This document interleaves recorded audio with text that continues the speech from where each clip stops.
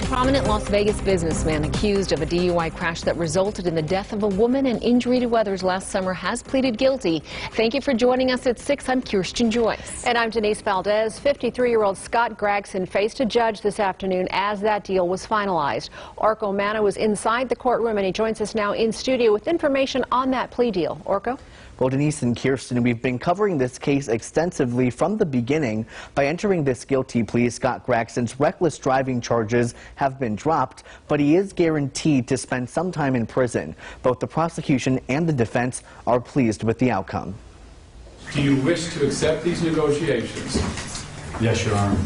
53-year-old Scott Gragson pleads guilty to 2 felony charges, 1 count of DUI resulting in death and 1 count of DUI resulting in substantial bodily harm.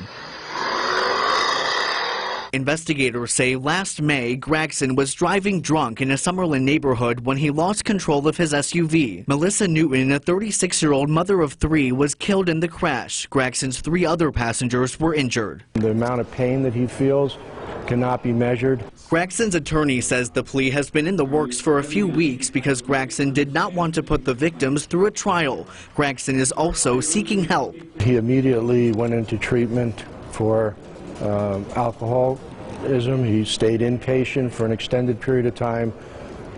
He's getting counseling. He's attending meetings. The counseling is also because he is actually overwhelmed with guilt. We also received this statement from Gragson saying in part, "All of the words in the world cannot begin to convey the level of anguish that I feel for my part in this senseless tragedy." Under these pleas, he must go to prison.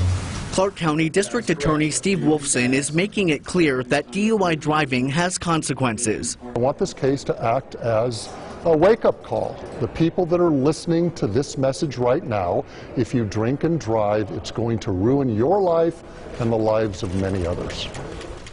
Gragson will be given a minimum sentence of between 6 and 15 years in prison and a maximum sentence of 10 to 25 years in prison. Sentencing is scheduled for June 12th. By the way, the lawsuits filed by the victims and their families against Gragson are still being worked out.